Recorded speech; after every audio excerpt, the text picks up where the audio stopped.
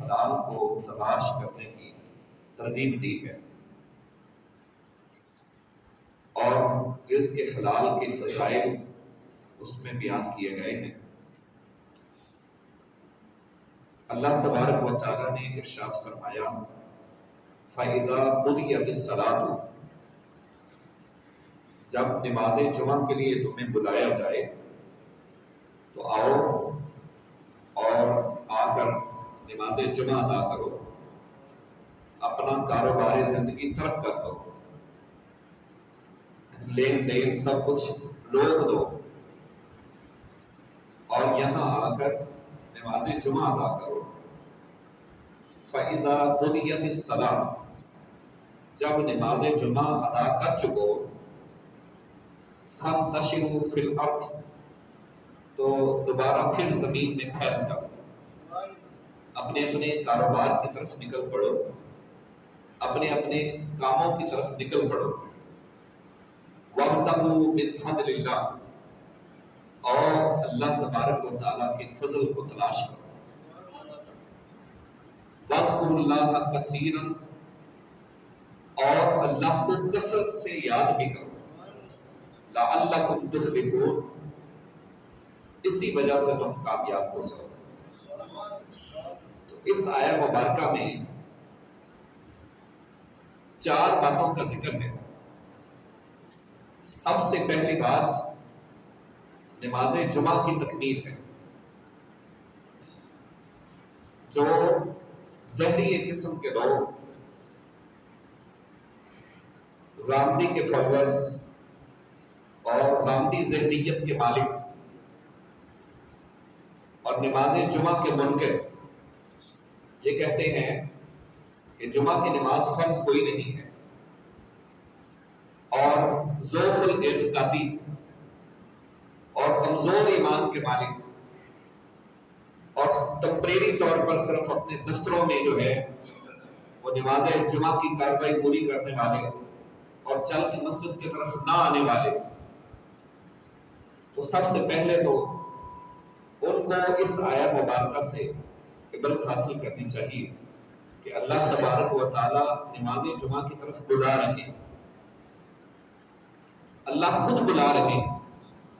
اذا نودی للصلاۃ من یوم الجمعہ فاسعوا الی ذکر اللہ، کہ اے میرے بندو جب تمہیں نماز جمعہ کے لیے جمعہ کے دن بلایا جائے تو میرے ذکر کی طرف چل کر نہیں بلکہ دوڑ کر آیا کرو۔ اس کا مطلب یہ ہے کہ جلدی کرو، جلدی جلدی آؤ میری طرف، اور اپنا کاروباری زندگی، اپنے دفتر، اپنے معاملات سارے سٹاپ کر روک دو۔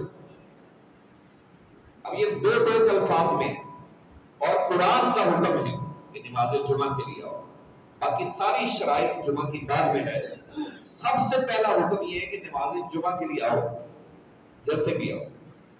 فَإِذَا قُضِيَتِ الصَّلَاةُ، پھر جب تم تکمیل نماز پر، تو پہلی بات نماز جمعہ کی تکمیل، نماز جمعہ کی ادائیگی۔ جب نماز کی ادائیگی کر لو پھر دوسری بات کا حکم دیا فَانتَشِرُوا، پھر تم پھیل جاؤ۔ اس لیے پھیل جاؤ اپنے رزق کی تلاش میں، اور فرمایا وَابْتَغُوا مِن فَضْلِ اللَّهِ، اللہ کے رزق کو تلاش کرو۔ اس کا مطلب یہ ہے کہ اگر رزق حلال کا ہو تو وہ صرف رزق نہیں ہوتا بلکہ وہ اللہ کا فضل بھی ہوتا ہے، اور اللہ نے اس کو تلاش کرنے کا حکم دیا ہے۔ اللہ نے اس کو تلاش کرنے کا حکم دیا ہے، ہاتھ پر ہاتھ باندھے بیٹھے رہنے کا حکم نہیں دیا۔ ہر اعتبار سے اس کو تلاش کیا جائے، پھر اللہ تعالیٰ اسباب پیدا کرتا ہے۔ پھر صرف ایسا نہ ہو کہ رزق کی تلاش میں اپنے رازق کو بھول جائے اور کھانے کی تلاش میں اپنے خالق کو بھول جائے، ایسا بھی نہیں ہونا چاہیے۔ ساتھ چوتھی شرط پھر فرما دی کہ وَاذْكُرُوا اللَّهَ كَثِيرًا، ساتھ تم رزق بھی تلاش کرو، فضل کو بھی ڈھونڈو، اور ساتھ میرے نام کی مالا بھی جپتے رہو، ساتھ میرا نام بھی لیتے رہو، پھر میں تم پر اپنے فضل کی محتاج کر دوں گا، اپنی رحمتیں تم پر نازل فرما دوں گا۔ لَعَلَّكُمْ تُفْلِحُونَ، شاید کہ پھر تم کامیاب ہو جاؤ۔ تو جب اللہ نے کامیابی کے لیے عزیز دوستوں ان باتوں کا حکم دیا، پھر ہمیں چاہیے کہ ہم جس بھی حالت میں اٹھتے بیٹھتے چلتے پھرتے دفتر میں ہوں اپنا کام کر رہے ہیں، ہمیں ساتھ ساتھ اللہ کا ذکر کرتے رہنا چاہیے۔ پھر اللہ تبارک و تعالیٰ اس رزق میں برکت ڈالتے ہیں، اور پھر رزق سے رزق حلال کی کوشش کرتے ہیں، اس لیے کہ رزق کا خالق اللہ ہے، چاہے وہ رزق حلال ہے چاہے وہ رزق حرام ہے، خالق اللہ ہے۔ نیکی اور بدی دونوں کی تخلیق اللہ نے فرمائی، ہر چیز کا خالق اللہ ہے، یہ ایک بنیادی عقیدہ ہے، لیکن اس کا قاصد انسان۔ اللہ نے نیکی اور بدی کو تخلیق فرمایا اور انسان کو اختیار دے، اسی طرح اللہ نے رزق حلال اور حرام کو تخلیق فرمایا اور انسان کو اختیار دے دی کہ دونوں راستے تیرے سامنے موجود ہیں، چاہو تو حلال کی طرف چلے جاؤ، چاہو تو حرام کی طرف چلے جاؤ، دونوں راستے پر۔ اللہ دیکھنا چاہتا ہے کہ بندہ کس طرف جاتا ہے، وہ حلال کی طرف جاتا ہے یا وہ حرام کی طرف جاتا ہے۔ تو اس لیے یہاں پر یہ بھی نظریہ یاد رکھیے کہ انسان مجبور محض نہیں ہے، انسان مجبور نہیں ہے، انسان یہ نہیں کہہ سکتا کہ میں اس کام میں مجبور ہوں، کہ میرے پاس روزی ہی حرام کی ہے تو میں کیا کروں۔ نہیں، اللہ نے انسان کو آپشن دی، اختیار دیا، چاہو تو تم حلال کی طرف جاؤ، چاہو تو حرام کی طرف، لیکن دونوں کو تخلیق اللہ تبارک و تعالیٰ نے۔ حضرت فضیل بن عیاض رضی اللہ تعالیٰ آپ کے بیٹے، یہ تابعی تھے، تابعین میں شمار ہوتا ہے آپ کا، اور بڑے جلیل القدر تابعی تھے، بہت بڑا مرتبہ اور مقام تھا، اور صاحب علم بھی تھے، بہت سارے صحابہ کرام کی صحبت اختیار کی۔ تو ایک دن اپنے بیٹے کو دیکھا، ان کا کرنسی کا کاروبار تھا، دینار فروخت کیا کرتے تھے۔ اس وقت درہم و دینار جو تھوڑی مقدار میں ہوتے تھے کاؤنٹ کر کے بھی دیے جاتے تھے، زیادہ مقدار میں ہوتے تھے تو تول کر بھی دیے جاتے تھے۔ تو تول کر ان کے بیٹے دینار دے رہے تھے، اور ان دیناروں کے اوپر ہلکی ہلکی ڈسٹ لگی ہوئی تھی، مٹی لگی تھی ہلکی ہلکی، جن کا آپ کہہ لیں کہ مائنر سا ویٹ ہو سکتا ہے، اور وہ اپنے کپڑے کے ساتھ اس مٹی کو صاف کر کے ان دینار کو تول رہے تھے کہ کہیں تولنے میں یہ مٹی شامل نہ ہو جائے، کہیں تولنے میں یہ مٹی شامل نہ ہو جائے۔ تو حضرت فضیل بن عیاض رضی اللہ تعالیٰ عنہ، انہوں نے اپنے بیٹے کے اس خوبصورت عمل کو دیکھا تو فرمایا کہ میرے بیٹے، تمہارا یہ عمل 2 حج اور 2 عمرے کرنے سے زیادہ افضل ہے۔ تو رزق حلال کمانا اور حلال کے لیے کوشش کرنا، اور ہر قسم کی شبہات اور حرام سے بچنا۔ اب اسی بات کو پیش نظر رکھتے ہوئے آج دیکھ لیجیے کہ آج ہماری تجارت کہاں پہنچی۔ آج جو ہے وہ تجارتی اعتبار سے، معاشی اعتبار سے ہماری جو ہے کس قدر ہم وہ خسارے میں جا رہے ہیں، اور سٹاک مارکیٹنگ ہے۔ آج چند ایک جو بڑے تاجر ہیں ان کے ہاتھ میں ساری گیم چلتی ہے، وہ جس چیز کا ریٹ بڑھانا چاہیں بڑھا دیں راتوں رات، اور جس کا کم کرنا چاہیں اس کو سٹاک کر کے اس کا کم کر دیں۔ بددیانتی، دھوکہ بازی، ذخیرہ اندوزی، سٹا بازی، جھوٹ، فراڈ، منافقت، دجل، دھوکہ، آج اس ساری تجارت اس چیز کا نام ہے۔ اگر آپ اس ایک بات کو ہی لے لیں تو آپ دیکھیے کہ کتنے ہماری تجارت میں چیزیں ہیں جو صاف ہو کر آتی ہیں، یا کتنی چیزیں ہیں جن کا ویٹ جو ہے وہ مٹی کے ساتھ کیا جاتا ہے۔ آپ ذرا غور کریں اس بات پر۔ اور پھر ہم کہتے ہیں کہ ہم مسلمان ہیں۔ آج ہمارا کیا رویہ ہے ہمارے رزق کے حوالے سے، ہماری تجارت کے حوالے سے؟ آج تجارت کا معیار تقویٰ نہیں ہے، یہ بات یاد رکھو، آج پرہیزگاری نہیں ہے، خوف خدا نہیں ہے، للہیت اور خشوع و خضوع نہیں ہے کہ یہ چیزیں ہوں گی تو تجارت میں برکت ہوگی۔ آج تجارت کا معیار دھوکا ہے، منافقت ہے، جھوٹ ہے، فراڈ ہے۔ پاکستان کے اندر خاص طور پر یہ اصول بن چکا ہے، یہ لوگوں کا نظریہ بن چکا ہے، ایک چھوٹے سے چھوٹے تاجر کی یہ ذہنیت بن چکی ہے کہ یہاں پہ جتنا بڑا جھوٹ، جتنی بڑی منافقت، اتنی بڑی تجارت۔ بڑا تاجر وہ بنتا ہے جو بڑے لیول پر جھوٹ بولنا چاہتا ہے، جو بڑے لیول پر مکاری کرنا چاہتا ہے، الا ماشاء اللہ۔ ورنہ آپ دیکھیے کہ جو حالات ہیں، سبزیاں لے لیجیے، فروٹ لے لیجیے، کون سی ایسی چیز ہے جو بچی ہے؟ کون سا ایسا مال ہے جس میں ملاوٹ نہیں ہے؟ اوپر چیزیں اور ہوتی ہیں، نیچے چیزیں نکالیں تو اور ہوتی ہیں۔ آپ ان سے پوچھیے کہ یار یہ کیا وجہ کیا ہے؟ یہ ساری چیزیں جو عمدہ چیزیں ہیں ان کو الگ رکھ کے آپ جو ہے اچھے داموں بھی ان کو بیچ سکتے ہیں۔ اب یہ فراڈ لگانے کی ضرورت کیا ہے کہ اوپر اچھا رکھا ہے نیچے گھٹیا رکھا ہے؟ کیوں ایسا کر رہے ہیں؟ کہتے ہیں کہ ٹرینڈ بن چکا ہے، ہر کوئی کر رہا ہے۔ درماد دہر کیف یدار، ایک ہوا بن چکی ہے، ہر کوئی اسی طرز پہ جا رہا ہے۔ اگر میرے پاس ہے تو میں نے کوشش نہیں کرنی کہ میں جو ہے رزق کے حلال کی طرف چلا جاؤں۔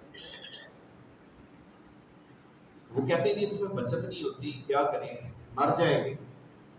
یہ نہیں ہو سکتا، اس مالک نے پیدا کیا ہے، وہ بھوک سے نہیں مارے گا انسان۔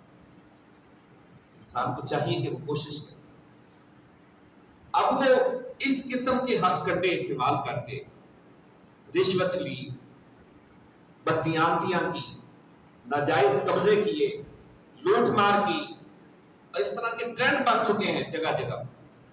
اور وہ رزق حلال کی جو تلاش تھی کہ جس کے لیے انسان اپنا جینا مرنا ایک کر دے، کھائے تو رزق حلال کھائے ورنہ نہ کھائے، وہ تو شاید خوش نصیب ہی لوگ جن کو اللہ نے یہ لذت عطا فرمائی۔ تو آپ صلی اللہ علیہ وسلم نے فرمایا قرب قیامت حرامیوں کی کثرت ہو۔ یہاں حرامیوں سے مراد دو طرح کی، ایک تو حرام کی پیداوار آپ کہہ سکتے ہیں، زنا کی پیداوار، اور حرامیوں سے مراد علماء اور محدثین نے یہ بھی فرمایا ہے کہ حرام کھانے والے، سود میں مبتلا، سود کا بزنس کرنے والے، سود کو پروموٹ کرنے والے، سود کو ترغیب دینے والے اور لوگوں کو سود کی طرف بلانے والے، سود کے بزنس میں انوالو شروع سے لے کر نیچے تک۔ اور پھر افسوس کی بات یہ ہے کہ جرم کو جرم نہیں سمجھا جاتا، احساس جرم نہیں۔ گناہ ہونا کوئی بڑی بات نہیں، آخر انسان ہے، گناہ سرزد ہوتا ہے انسان، لیکن اس گناہ کا جب احساس ختم ہو جاتا ہے نا کہ یہ گناہ ہی نہیں تو یہ گناہنا کام، اس سے قومیں تباہ ہوتی۔ تو یہ ایک جو ہے ایک سیلاب ہے جس میں ہم بہتے چلے جا رہے ہیں۔ آپ صلی اللہ علیہ وسلم نے فرمایا قرب قیامت حرامیوں کی کثرت ہو، اور بھوکے اور وہ لوگ کہ جن کے پاس پہننے کو جوتے نہیں ہوتے، آپ دیکھیں گے، اور آپ دیکھیں گے اپنی آنکھوں سے کہ جن کے پاس پہننے کو جوتے نہیں تھے اور لباس جن کے پاس نہیں ہوتا تھا، وہ لوگ بڑے بڑے عالی شان محلات بنائے اور پھر یتفاخرون ایک دوسرے پر فخر کریں، دیکھو جی میں نے اتنا بڑی بلڈنگ بنا دی، میں نے اتنی بڑی جو ہے عمارت بنا دی، اور ایک دوسرے سے آگے نکلنے کی کوشش کریں۔ آپ دیکھیے ان لوگوں کو کہ دوسروں کی زمینوں پر قبضہ کر، ناجائز قبضہ کرو، گھٹیا نسلوں سے تعلق رکھنے والے لوگ آج وہ جناب ٹانگ پہ ٹانگ رکھ کے مجھوں کو بل دے گئے، وہ بیٹھے کہ ہمارے سے بڑا چودھری کوئی نہیں۔ وہ جناب انہوں نے اپنی ذاتیں بدل لی، اپنی نسلیں بدل لی، اور مجھوں کو بل دے کر جناب کو اتنا بنائے، نام ہے نام ہے۔ تو آپ صلی اللہ علیہ وسلم نے فرمایا پھر ان کی نسلوں میں ایسی ایسی اولاد پیدا ہوگی کہ اپنے جو ہے اس کو لونڈی سمجھا جائے گا ماں باپ، پھر وہ اولاد بھی اسی طرح کی، اس کے اثرات آگے جا کر نسلوں پر مرتب ہوتے ہیں۔ عزیز دوستو، جو رزق کا معاملہ ہے اس میں بچنا کافی مشکل ہے، کافی مشکل ہے۔ بچنا وہ ہے جس کے پاس سورسز نہیں، جس کا جہاں دا لگا ہے وہ لگا ہے۔ اگر میں بچا ہوں نا تو ہو سکتا ہے اس وجہ سے بچاؤں کہ میرا ہاتھ نہیں پڑتا، ورنہ میں بھی معافی نہ دوں۔ تو بچتا وہ ہے جس کا ہاتھ نہیں پڑتا، الا ماشاء اللہ، ورنہ بہت مشکل ہے بچنا۔ ایسے نہیں آپ صلی اللہ علیہ وسلم نے خوشخبری سنائی، آپ نے فرمایا کہ 7 لوگ قیامت کے دن اللہ تبارک و تعالیٰ کے عرش کے سائے کے نیچے یوم لا ظل الا ظل عرش، جس دن اللہ کے سائے کے علاوہ کوئی سایہ نہیں ہے۔ ان میں سے ایک شخص وہ ہے ایسا نوجوان جس کو کسی حسینہ جمیلہ نے دعوت گناہ دی، لیکن اس نے یہ کہہ کر اسے دھتکار دیا، گیٹ آؤٹ، انی اخاف اللہ، مجھے تو میرے خدا سے ڈر لگتا ہے، میں اپنے رب سے ڈرتا ہوں۔ آج ہمارے کتنے نوجوان ہیں جو یہ کہنے کی طاقت رکھتے ہیں، جن کو تنہائی بھی ہو، خلوت بھی ہو، اور جو ہے دعوت گناہ بھی ہو، اور ساری سہولیات بھی میسر ہو، پیسہ بھی ہو، اور پھر وہ یہ بات کہہ ڈالے انی اخاف اللہ، مجھے خدا سے ڈر لگتا ہے۔ تو یقیناً رسول اللہ صلی اللہ علیہ وسلم نے اس کے ساتھ وعدہ فرمایا ہے کہ خدا قیامت کے دن اسے اپنے عرش کے سائے کے نیچے جگاتا ہے۔ لیکن یہ کوئی اپنے اندر صلاحیت پیدا تو کرے، پیدا کرنا مشکل ہے، تو کافی مشکلات میں سے انسان کو گزرنا پڑتا ہے۔ یہ کہ جہاد سمجھ لیجیے، جسے جہاد بالنفس کہا جاتا ہے، جو چاہے گناہوں سے بچ رہا ہے، چاہے وہ حرام سے بچ رہا ہے، چاہے وہ حرام کاری سے بچ رہا ہے، تو یہ جہاد سے گزرنا ہے۔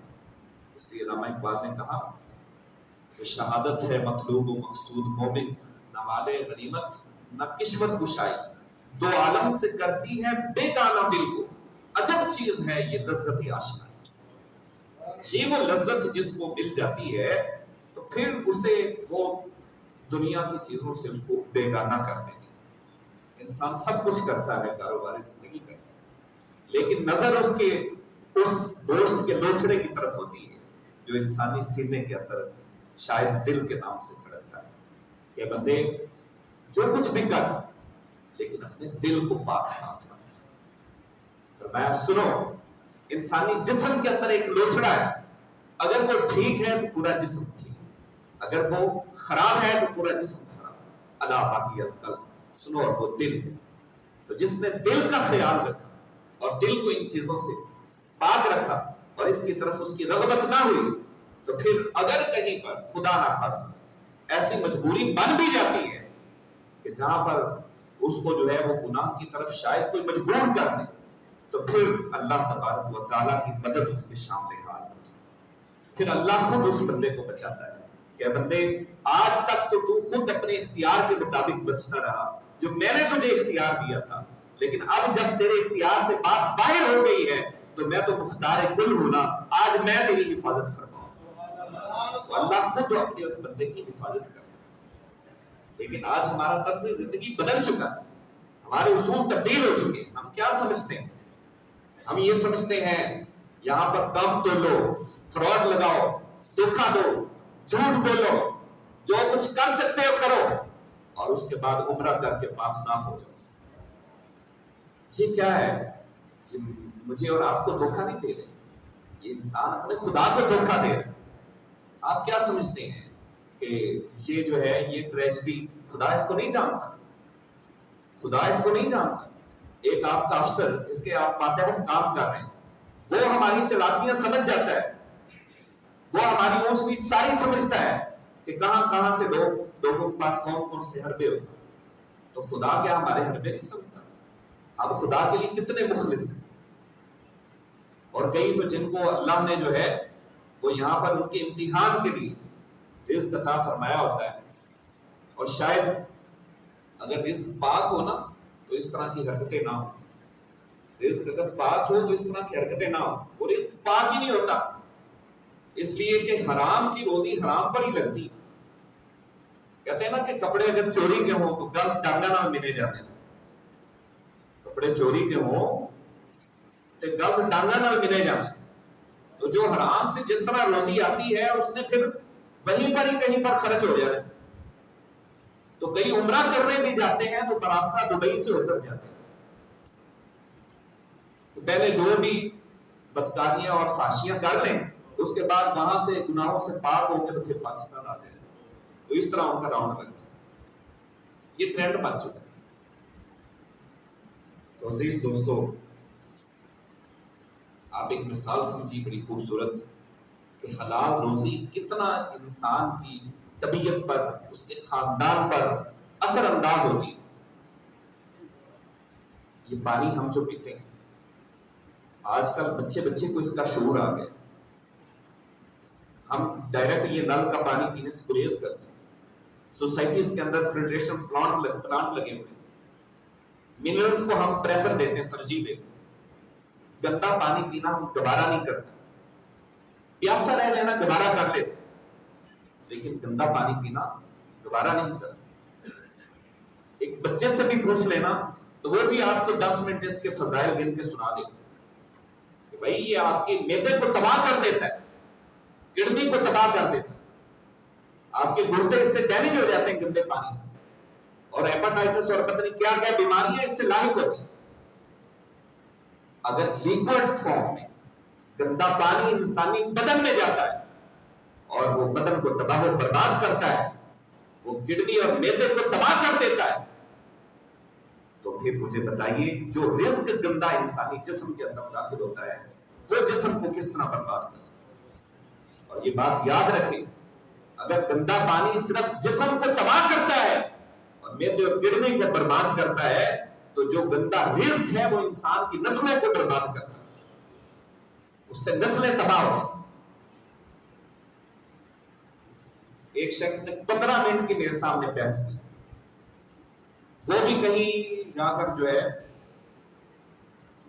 تعلق والا تھا، جاننے والا تھا، میں نے اسٹیٹ فارورڈ اس کے سامنے بات کی، ایس ایچ او صاحب تھے، 15 منٹ انہوں نے کہا کہ یہ بیٹے کو پتہ نہیں ہو کیا گیا، اور یہ بات مانتا ہی نہیں، مطلب یہ کہ 15 منٹ اس نے اس کی خباستیں بیان کی، میں نے ایک جملے میں اس کو جواب دیا کہ آپ اپنی روزی ٹھیک کر لیجیے۔ آج ہماری روزی کتنی ٹھیک ہے، وقتی طور پر ان کو بات غصے تو بہت لگی، لیکن میں نے اس کو اس کا جواب دیا پورے دلیل کے ساتھ کہ ہماری روزی ٹھیک نہیں ہے، اگر یہ معاملہ ٹھیک ہو جائے تو پھر اولاد پر اس کے اثرات مرتب ہوتے ہیں روزی پر۔ تو عزیز دوستو، حرام رزق جو ہے اس کے اندر سکون نہیں، اس کے اندر بے چینی ہے۔ لوگ کہتے ہیں کہ دیکھو یہ رشوت خور اور بڑے بڑے جناب جو ہے نا، انہوں نے بڑے بڑے پلازے بنا لیے، بڑی ترقی کر لی ہے، بہت کچھ کر لیے، لیکن اگر آپ ان کی پرسنلی جو ان کے معاملات ہیں، اگر تھوڑا سا ان کے ساتھ آپ اٹیچ ہونا تو کہیں زیادہ بڑی پریشانیوں میں گھرے ہوئے وہ آپ کو نظر آئے۔ کہیں پر اولاد کے معاملات ہیں، کہیں پر ان کے جناب جو ہے نا اپنی صحت کے معاملات ہیں کہ کھانا پینا ان کو جو ہے وہ دوبارہ نہیں ہے، کھانے پینے کی اجازت نہیں، رزق تو ہے لیکن اس رزق کے اندر سکون نہیں ہے۔ رزق کے اندر سکون کیسے آتا ہے؟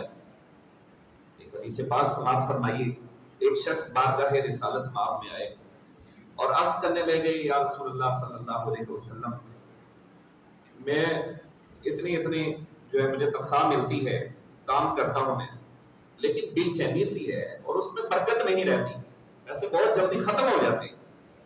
آپ صلی اللہ علیہ وسلم نے کیا حکمت بڑا جواب دیا. وہ تو نگاہ نبوت سے دیکھا, ہم تو نہیں اس بات پر عمل کر سکتے نا, لیکن اگر ہم غور کریں خود اپنے اندر دیکھیں جھانک کر, تو شاید ہمیں پھر نظر آ جائے کہ ہم کیا کر رہے ہیں. تو آپ صلی اللہ علیہ وسلم نے فرمایا تم جتنی وہاں پہ تنخواہ لے رہے ہو اس سے ذرا کم لیا, ایک مارجن کے مطابق کم تنخواہ لیا. جب اس نے کم تنخواہ لی, کچھ دن دیکھا کہ اس کے وہ معاملات ٹھیک ہو گئے. پہلے زیادہ لے کر بھی کچھ نہیں بچتا تھا, لیکن اب کم لے کر بھی گھر کے اندر سکون ہے اور رہتے ہی رہتے. پھر بارگاہ رسالت میں آپ نے حاضر ہوا کہ حضور مجھے اس کی حکمت ارشاد فرما دیجیے کیا ہے. آپ نے فرمایا کہ تو جتنے پیسے لیتا تھا کام اس سے کم کرتا تھا. پیسے زیادہ لیتا تھا لیکن کام کم کرتا تھا. اب تو جتنا کام کرتا ہے اتنے ہی پیسے لیتا ہے. اس لیے اللہ نے تیری روزی کے اندر برکت ڈالی. یعنی پہلے کثرت تو تھی لیکن برکت نہیں تھی, اب کثرت نہیں ہے لیکن برکت ضرور ہے. تو برکت کثرت میں نہیں ہوتی, یہ بات یاد ہے. پرندے خالی پیٹ نکلتے ہیں, کچھ بھی نہیں ہوتا ان کے پاس, لیکن جب لوٹتے ہیں تو اپنے کوٹے بھر کے لوٹتے ہیں. حضرت عمر فرماتے ہیں انسان کو ایسے خدا پر یقین ہونا چاہیے کہ اگر وہ گھر سے نکلے خالی ہاتھ تو اس کو اتنا تو یقین ہونا چاہیے کہ وہ میری جھولیاں بھر کے مجھے گھر واپس لوٹ جائے. اتنا تو خدا پر یقین ہونا چاہیے. اگر لوگوں پر ہمیں یقین ہے, اگر ہمیں جو ہے وہ ہمارے جو آنرز ہیں بڑی بڑی کمپنیوں کی, اگر ان پر ہمیں یقین ہے تو ہمیں خدا پر کتنا یقین ہونا چاہیے, ذرا سوچیں. ایک عام مقولہ بڑا مشہور سی بات ہے, کہا جاتا ہے کہ ہم ڈاکٹر حضرات کے کہنے پر حرام چھوڑ دیتے ہیں, لیکن خدا کے کہنے پر ہم حلال باتیں چھوڑ دیتے ہیں, حلال چیزیں ڈاکٹرز کے کہنے پر, لیکن خدا کے کہنے پر ہم جو ہے وہ حلال نہیں چھوڑتے, حرام نہیں چھوڑتے خدا کے کہنے پر. ٹھیک ہے, انہوں نے کہہ دیا جی آپ نے جو ہے وہ گوشت نہیں کھانا, یہ فلاں سبزی نہیں کھانی, فلاں چیزیں نہیں کھانی, تو احتیاط پر پرہیز کرتے ہیں. پرہیز نہیں کریں گے تو بیماری اپنی جگہ پر برقرار رہے. تو یہ پرہیزگاری کس چیز کا نام ہے؟ یہی تقوی ہے, یہی للہیت, یہی خشوع خضوع. اور حرام کے اندر برکت نہیں.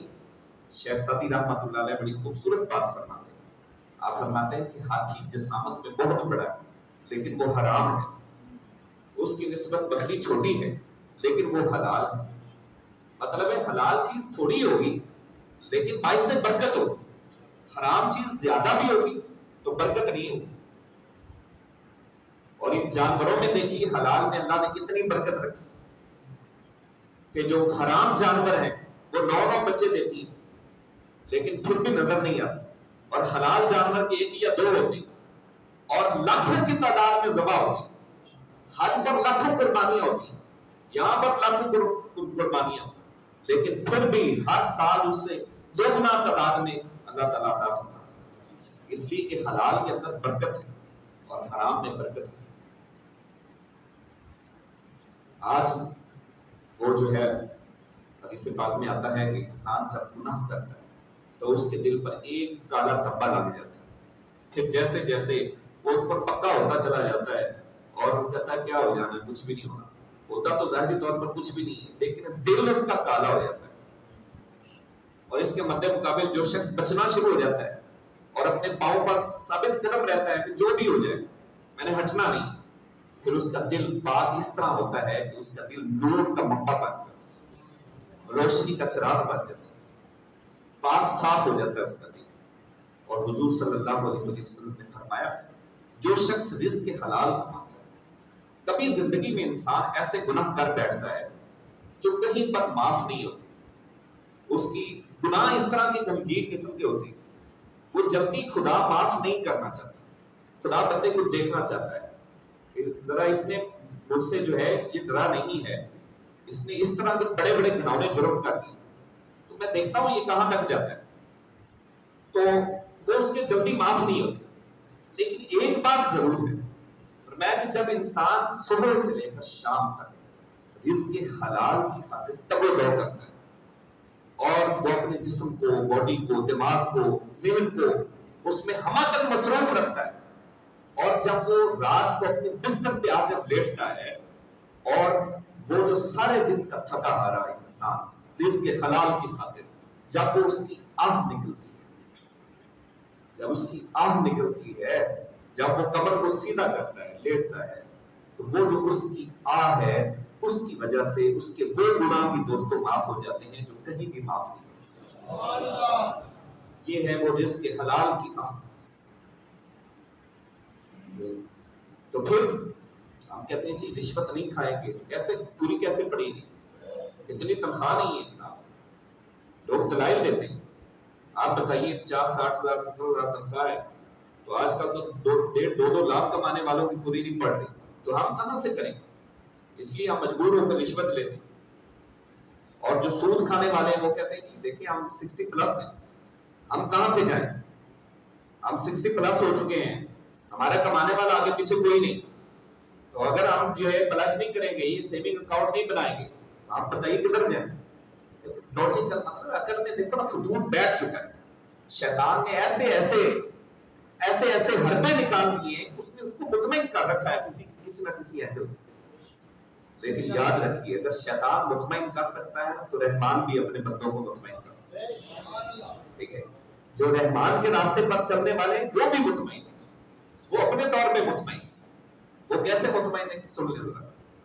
وہ کہتے ہیں کہ انسان جب رحم مدر میں تھا اس وقت وہ چل پھر بھی نہیں سکتا، اب تو وہ چل پھر سکتا ہے، باتیں کرتا ہے، بولتا ہے، آزار ہے اس کے، چلو تندرست ہے، صحیح و سلامت ہے، بے شک 60+ ہو چکا ہے، لیکن باقی سارے معاملات طے تو کر سکتا ہے. عقل تو ابھی کام کر رہی ہے نا.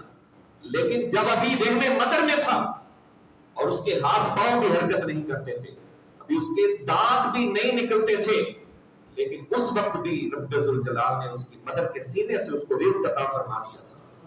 تو جو خالق کائنات رحم مدر کے اندر انسان کو اس کی ماں کے سینے سے اس کو رزق عطا فرما سکتا ہے، وہ اس میں دنیا کے آنے کے بعد اس کو آسمانوں سے بھی رزق عطا فرما سکتا ہے. یہ خدا کی قدرت کو چیلنج نہیں کر سکتا، خدا کی قدرت کو چیلنج نہیں کر سکتا. اس کی قدرت پر پھر ہم یقین رکھتے ہیں کہ ان اللہ علی کل شیء قدیر، خدا ہر چیز پر قادر ہے. تو خدا کس چیز پر قادر ہے؟ یا خدا اس پر قادر نہیں ہے کہ وہ ہمیں رزق حلال عطا فرمائے؟ ہمارا کام ہے کوشش کرتے رہنا. شیخ سعدی رحمۃ اللہ علیہ فرماتے ہیں کہ ایک شخص جنگل میں بیٹھ کر تسبیح پکڑ لی، اللہ اللہ کا ذکر کرتا رہا اور دیکھا کہ شام کے وقت جہاں ایک اپاہج لومڑی، ایک شیر آیا، شکار کیا، اس کے آگے کچھ پھینکا چلا گیا. اس نے سوچا کہ یہ اپاہج لومڑی کو اگر خدا رزق دے سکتا ہے تو میں اس کا بندہ ہوں، مجھے بھی رزق دے گا. 2-3 دن وہ اسی طرح بیٹھا رہا. جب بھوک اور پیاس کی شدت سے مرنے لگا تو قریب تھا کہ وہ شاید کافر ہو جاتا کہ وہ لومڑی کا رب ہے، میرا رب نہیں ہے. لیکن آپ سے غیر سے آواز آتی ہے کہ بندے ہم رزق تجھے بھی عطا کر سکتے ہیں لیکن تو شیر من لومڑی نہ بن. ہم نے تجھے یہ آزاد اس لیے دی، یہ ہاتھ پاؤں، یہ دل دماغ، یہ سوچ، یہ عقل، یہ ذہنیت، یہ سب کچھ کس لیے ہم نے تمہیں دی ہے؟ اس لیے عطا فرمایا ہے کہ تو خود بھی آگے بڑھ کر کھا اور دوسروں کو بھی کھلا. تو شیر بن لومڑی والی حرکتیں نہ کر، سود پر اکتفا نہ کر، سیونگ اکاؤنٹ کو توڑ جا کے آج اپنے خدا پر بھروسہ کر اور پاؤں پتھر پہ مار، چلنا سیکھ اور زمانے اور حالات کا مقابلہ کرنا سیکھ اور خدا پر بھروسہ کر. یہ علامہ اقبال کہتے ہیں اس ہرن کو، جو ہرن یہ کہہ کر اس نے زندگی سے جو ہے وہ بالکل مایوس ہو چکا تھا کہ ہر وقت شکاری جو ہے وہ شکار میں بیٹھے اور کہیں پر ہمیں جینے کا جو ہے وہ ہمیں جینے نہیں دیتے، جائیں تو کدھر جائیں، اس لیے اپنے حرم پاک میں آ کر پناہ لے لی ہے میں نے. تو دوسرا ہرن اس کو کہتا ہے کہ بے وقوف نہ بن، پاؤں پہ پتھر پہ اپنا کاؤ مار اور چلنا سیکھ، دوڑنا سیکھ اور حالات کا مقابلہ کرنا سیکھ، اپنے خدا پر بھروسہ کر. تو یہ زندگی نہیں ہے کہ انسان حالات سے گھبرا کر حرام کی طرف چلا جائے. زندگی یہ ہے کہ انسان اپنے خدا پر بھروسے میں پکا ہو جائے اور اس میں مکمل ہو جائے. برتر از اندیشہ سود و زیاں ہے زندگی، ہے کبھی جاں اور کبھی تسلیم جاں ہے زندگی. آخری ایک بات سن لیجیے، وہ یہ ہے کہ حرام بے شک اس کے اندر لذت ہے، حرام کے اندر لذت ضرور ہے، لیکن دوستو حرام کے اندر برکت نہیں. اور جس کو حلال کھانے کی لذت پیدا ہو جاتی ہے نا وہ حرام پر تھوکتا بھی نہیں. تو اس لیے حرام روزی کی طرف بڑھے, اپنے جو ہے اس سے بچیں اور حلال کو کمائیں. اللہ پاک ہمیں حلال روزی کو کمانے کی اختیار کرے.